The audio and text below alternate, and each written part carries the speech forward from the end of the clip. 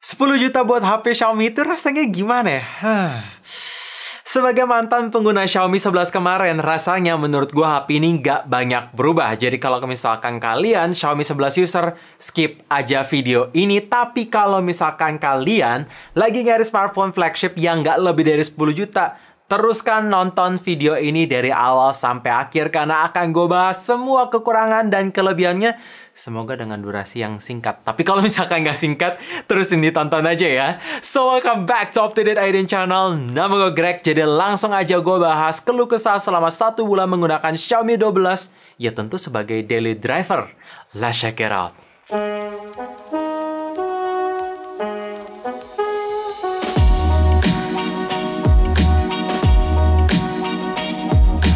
Karena ini seri penerus dan ini kelasnya flagship, jadi otomatis sudah menggunakan chipset terkuat dari Qualcomm, yaitu Snapdragon 8 Gen 1 dengan kombinasi RAM 8GB LPDDR5 dan storage 256GB UFS 3.1. Untuk Antutu, ketika pertama kali gue tes bisa dapat di angka 917 ribuan. Karena penasaran kenapa angkanya kecil, jadi gue coba tes ulang menggunakan fan cooler. Ternyata bisa dapat angka yang lebih rendah lagi di 870 ribuan. Dan karena masih penasaran, gue coba lagi sambil nge-charge pakai fan cooling. Ternyata ya bisa naik tapi sedikit doang, cuma dapat di angka 873 ribuan. Jadi langsung aja gue bahas gimana performance in real life-nya ketika main game Genshin Impact. Di settingan lowest plus 60 fps ternyata dapat di angka cuma sampai 2528 fps aja. Dan ketika coba naikin ke highest plus 60 fps ternyata cuma dapat di angka 19 aja. Karena penasaran coba kulik sana sini, ternyata mesti dinyalain dulu performance mode di in-game-nya supaya performa bisa meningkat. Begitu gua nyalain di settingan highest plus 60 fps bisa konstan dapat di angka 30 terendahnya dan tertingginya di angka 35 dengan rata-rata 31 sampai 32. Tapi saran gue kalau misalkan kalian pengen main game Genshin Impact untuk lama-lama 1 jam ke atas, turunin ke medium plus 60 fps aja, maka bisa dapat rata-rata fps di angka 35 yang masih cukup stabil. Dan tentunya suhu yang lebih rendah di 45,6 derajat. Dan game kedua, game paling enteng yaitu Mobile Legends Bang Bang. Gue surprise ternyata settingan frame rate-nya bisa nyampe ke ultra dengan grafik sampai ultra juga. Memang untuk performa di awal 20 menit ketika dipakai push rank bisa dapat di angka 89-90 fps. Tapi begitu udah lebih dari 21 menit, ya nurun ke 59-60 fps. Memang gua ngerasa chipset Snapdragon 8 Gen 1 di Xiaomi 12 ini lebih ke optimize, tapi masih berasa di limit. Gue berharap semoga di next Xiaomi bisa memberikan kita sebagai user untuk unlock full potential dari chipset yang satu ini. Memang sekarang ini mungkin consideration atau pemikiran dari Xiaomi itu karena HP-nya kecil, jadi mending di limit aja. Tapi gue yakin kalau misalkan kalian memang pengen beli HP untuk performa yang ngebut, dipakein cooler harusnya jadi nggak masalah. By the way, untuk touch sensitivity-nya bagus, nggak ada touch delay, multi-touch aman, dan ini touch sampling-nya juga mantep banget, bisa hit di 480 Hz. Oke, dalam segi ukuran harus gue akuin HP ini tuh asli compact banget. Karena ketika gue pegang pakai satu tangan, jari jempol nyampe ke jari telunjuk, jari manis sampai jari tengah, semuanya enak banget. Apalagi ada perpaduan 3D curve di bagian pinggir kiri kanan. Makin PW pegang HP ini menggunakan satu tangan.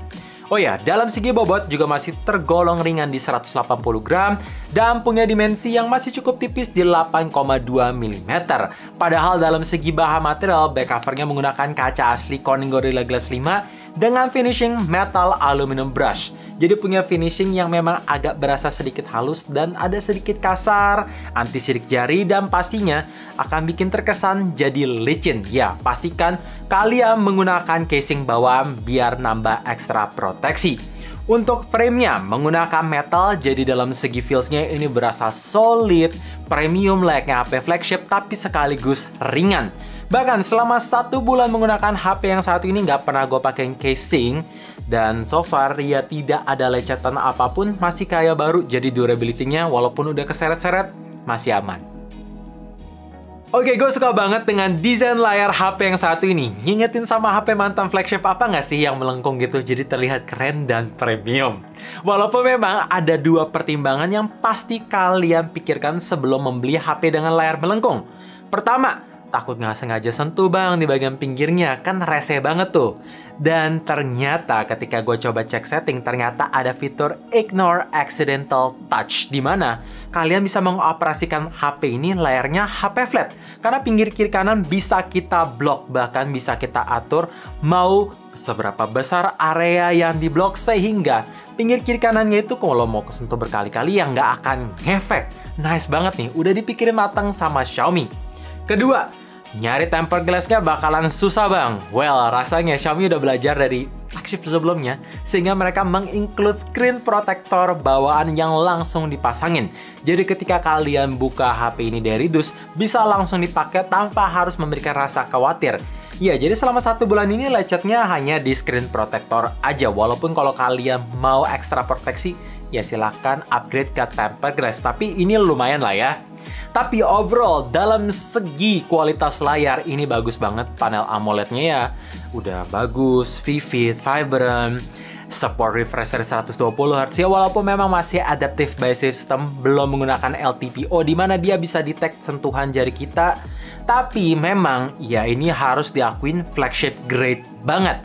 Dan ini misalkan kalian suka desain layar simetris, notch-nya masih di tengah, jadi terlihat bagus walaupun memang di awal pemakaian tuh agak sedikit mengganggu karena ada beberapa tombol yang ketutup dan ada beberapa gambar yang ketutup. Tapi seiring dipakai ya otomatis akan kebiasa sih. Dalam segi charging pun meningkat. Dari sebelumnya di Xiaomi 11 hanya support di 55 watt. Ya sebenarnya nggak hanya udah ngebut. Sekarang bisa lebih ngebut lagi di 67 watt mid turbo charge. Padahal dalam segi ukuran ini makin ngecil, mantap banget. Tapi pasti kalian bertanya, bang gimana brick chargernya? Apakah masih di-include? Karena percuma kalau support 67 watt, brick chargernya nggak ada kan? Untungnya Xiaomi masih berbaik hati guys, jadi masih dapat brick charger dan itu langsung 67 watt. Jadi ketika gue coba nge-charge dari angka 5-100%, makan waktu 47 menit yang memang ini nggak secepat 65 watt brand lain, tapi ya udahlah ya, masih bisa diandalkan. Dan kalau misalkan kalian pengen nge-charge tanpa kabel, HP ini masih support 55 watt wireless charging, tapi dengan catatan wireless pad-nya itu kalian harus beli yang terpisah, dan itu tentu harus merek Xiaomi yang support 50 watt juga, sekitar di 300-400 ribuan harganya untuk di toko online. Dan untuk fitur reverse wireless charging juga masih tersedia. Jadi kalau misalkan ada HP kalian yang support wireless charging dan itu baterainya habis, lupa bawa power bank, HP ini bisa jadi power bank alternatif. Ya, bisa berbagilah kapasitas baterai. Kamera belakang di HP ini masih membawa setup tripod kamera, walaupun memang di lensa utamanya ada penurunan resolusi. Dari sebelumnya 108 megapiksel, sekarang jadi 50 megapiksel aja. Tapi untuk sensornya menggunakan Sony IMX766 bukaan cahaya f1.8. Ada lagi lensa kedua 13 megapiksel ultra wide angle, dan terakhir 5 megapiksel telefoto makro kamera. Jadi cukup disayangkan lensa telefoto masih belum tersedia di versi non-pro. Ya udah, langsung aja kita bahas hasil foto di kondisi daylight. Ketika gue coba foto-foto objek berdekatan, itu punya bokeh natural yang terlihat bagus atau depth of field yang berasa kayak kamera profesional. Detailnya tajam, tanpa ekstra software sharpening yang berlebihan, sehingga ketika di zoom in berkali-kali punya konsistensi detail yang rapet. Dynamic range-nya bagus. Dalam segi warna bisa mendekati natural. Hanya aja ketika kalian mau coba foto-foto di keadaan yang terang, mainin sedikit exposure biar highlight-nya makin berasa dan warna pun bisa terlihat lebih natural sesuai kondisi asli. Dan untuk lensa ultrawide, ya, ketika mau dibandingin sama lensa utama, memang dalam segi warna ada perbandingan 11-12, tapi gue senang dynamic range-nya masih berasa. Distorsinya pun minim, walaupun memang masih ada berasa sedikit di bagian ujung kiri kanan, tapi ya udahlah ya. Sekarang kita lanjut hasil foto kondisi low light. Ketika HP ini baca kondisinya itu agak mulai gelap, maka akan ada night mode yang otomatis bisa berjalan selama 1 detik. Jadi otomatis detailnya bisa makin tajam, kontras pun bisa sedikit lebih terang. Tapi kalau misalkan kalian mau coba foto di tempat kondisi yang bener-bener remang-remang gitu, cahayanya minim, nyalain fitur night mode, maka itu objek yang nggak kelihatan pakai kasat mata bisa terlihat dan tentunya punya warna yang bagus. Dan pokoknya kalian bisa lihat sendiri lah, ini hasilnya tuh mind blowing banget. Bahkan untuk night mode pun bisa berjalan di lensa ultrawide yang bisa memberikan hasil foto menggunakan lensa ultrawide. Jadi tentu sedikit lebih bagus, walaupun tetap menurut gue pakai aja lensa utama karena lebih bisa diandalkan. Jadi untuk kondisi daylight mainin exposure, dan untuk kondisi low lightnya ini bisa melebihi ekspektasi gue. Untuk perekaman video kamera belakang di HP ini masih bisa mencapai ekspektasi gue, sama kayak di Xiaomi 11 kemarin. Karena ketika gue coba record di resolusi 4K 30fps, kombinasi OIS plus IIS-nya sih gila banget, asli. Record pegang pakai satu tangan handheld aja, hasilnya itu stabil banget kayak pakai gimbal. Jitternya minim, detailnya bagus, dan yang gue senang sekarang, autofocusnya itu jauh lebih cepet dan jauh lebih bagus dan bisa diandalkan. Oh ya, misalkan kalian pengen switch ke lensa ultrawide dalam sekali record juga bisa tanpa harus stop record, dan ini support di 4K 30fps juga. Asli, mantep banget sih. Dan untuk video night mode masih tersedia juga ya. Walaupun ukuran HP ini makin kecil, tapi gue senang Xiaomi hanya mengurangi baterai 100 mAh ketimbang Xiaomi 11 kemarin. Jadi HP ini masih punya kapasitas baterai sebesar 4500 mAh yang menurut gue untuk HP kelas flagship masih oke lah. Dipakai full intense Mobile Legends, push rank, berjam-jam menggunakan koneksi seluler data campur Wi-Fi lebih banyak, masih bisa dapat screen on time 6 jam 43 menit dan itu masih ngisain baterai 13%. Dan ketika gue coba pakai untuk kebutuhan biasa aja kayak chatting, nonton YouTube, dan scrolling sosial media, bisa lah bertahan dari pagi sampai malam, tapi dengan catatan menggunakan koneksi Wi-Fi. Intinya kalau kalian nyari HP flagship yang bisa bertahan seharian dalam sekali nge-charge, ya rasanya HP ini bisa memenuhi ekspektasi kalian atau kebutuhan kalian lah. Fitur-fitur di HP ini masih sama kayak Xiaomi 11 kemarin ya, seperti layaknya HP flagship lah ya.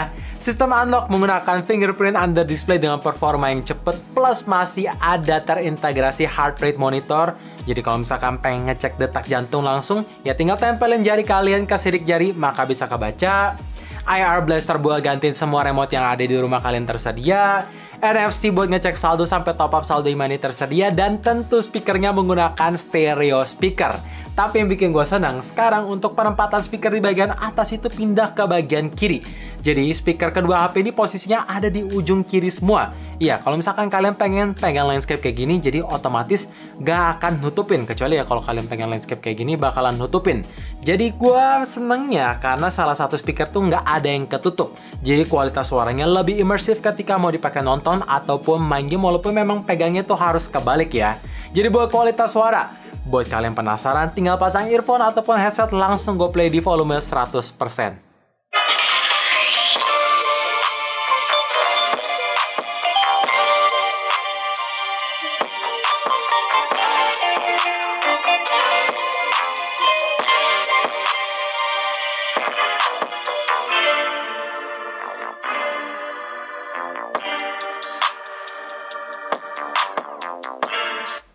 Iya, jadi vokal, clarity, bass, treble-nya semua berasa banget. Terutama vokalnya memang jernih banget.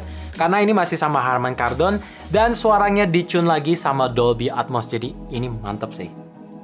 Oke guys, jadi itu dia kelebihan yang ada di Xiaomi 12. Dan sampai saat ini kalian bisa ngeliat peningkatan yang paling berasa ketimbang Xiaomi 11 kemarin ada di bagian chipset, charger yang lebih ngebut, body yang lebih compact, layar yang lebih berwarna walaupun dalam segi brightness menurun, dan penempatan speaker yang sama simetris, jadi salah satu speaker nggak ada yang ketutup. Tapi walaupun HP ini kelasnya flagship, bukan berarti tidak ada kekurangan. Jadi pastikan kalian nonton sampai habis supaya tahu apa yang jadi kekurangan HP ini. Jadi langsung aja kita mulai dari yang pertama. Oke, ada satu hal yang rasanya masih kurang. Mungkin ini terkesan deal breaker buat kebanyakan orang, mengingat ini kelasnya flagship dan Xiaomi masih belum bisa deliver dari kelas Mi 8, Mi 9, Mi 10, Mi 11 sampai sekarang Mi 12, yaitu ada di bagian IP rating. Bahkan kalau misalkan kita mau adu sama kelasnya Redmi, itu kalah. Mereka kan udah ada IP53, ini belum ada sama sekali. Jadi jauhin HP ini dari cairan. Karena kalau rusaknya karena air, ya otomatis garansi hangus dan itu bikin nyesek. Di next Xiaomi 13 rasanya udah harus banget sih Xiaomi kasih fitur IP67 atau IP68 sekalian biar bisa tahan air apalagi di kondisi musim hujan kan ya. Dan by the way, kalau misalkan kalian mau pakai HP ini tanpa casing, ya seperti gue bilang memang ini terlihat tipis, tapi jangan lupa ada bump kamera yang nonjol dan ini akan sedikit ngeganggu sih. Takut lensa kameranya aja yang baret karena ini juga nonjol kameranya. Kualitas foto dan video di kamera belakang HP ini seperti yang tadi gue bilang memang udah bagus, tapi ada 3 hal kekurangan yang mungkin di next bisa diimprove. Pertama, ya kita bahas dulu yang mungkin diupdate lewat software update, yaitu perekaman video kamera depan ketika gue coba ngevlog di kondisi yang terang. Wah, skin tone pucat banget dan background gak kelihatan sama sekali, jadi HDR-nya kurang bagus. Gue berharap semoga ada software update yang bisa mengimprove kualitas HDR di perekaman video kamera depan. Kedua, resolusi 8K memang masih support di 24 fps, tapi sayang banget hasil videonya tuh agak patah-patah dan gak sestabil di mode 4K. Jadi menurut gue ini memang masih gimmick. Better dihilangin aja resolusi 8K-nya sampai mateng biar terkesan bagus dan siap aja. Ketiga, lensa ultrawide-nya ini masih minim banget resolusinya, hanya 13 megapiksel. Gue berharap semoga di Xiaomi 13 biasa next sudah menggunakan resolusi 50 megapiksel yang sama kayak di Xiaomi 12 Pro kemarin, biar berasa flagship banget dan tentu lensa ultrawide jadi masih bisa atau makin bisa diandalkan sih. Oke, ngomongin kekurangan terakhir ada di bagian tampilan MIUI. Emang ada apa bang? User interface-nya sejelek itu kah? Well, bukan. User interface-nya memang bagus, easy to use, fitur-fiturnya banyak, bloatware-nya minim, walaupun memang masih ada sedikit iklan yang disematkan di aplikasi bawaan, tapi sangat-sangat jarang gue temuin. Cuman yang menjadi masalah ada di bagian user experience. Xiaomi kalah untuk memberikan software update setiap bulannya ketimbang HP-HP flagship lainnya. Emang sih, Xiaomi bisa kasih jaminan software update 3 tahun OS update dan 4 tahun security patch. Tapi, dari awal gue buka HP ini run di security patch bulan Februari, terus 4 hari lalu baru terima software update dan itu pun langsung ke security patch bulan April, alias security patch bulan Maret langsung di skip. Rasanya kurang serak banget. Ya, ini ngingetin pengalaman gue sama Xiaomi 11 kemarin yang 4 bulan pemakaian baru ada software update. Jadi menurut gue dalam segi software update tiap bulannya tuh, aduh kurang banget. Udah saatnya Xiaomi bisa fokusin ke software update biar lebih konsisten, apalagi ini kelasnya flagship kan. So guys, itu dia video review 1 bulan pemakaian bersama Xiaomi 12 versi channel up to date IDN. Intinya, dengan harga 9.999.000, apakah HP ini layak untuk dibeli? Well, ini layak, apalagi kalau misalkan kalian nyari HP flagship dengan ukuran yang compact. Semuanya bisa di-deliver sama HP yang satu ini. Bener-bener kecil-kecil cabai rawit. Tapi satu pertimbangan dari gue memang ada di bagian software update aja yang masih jarang.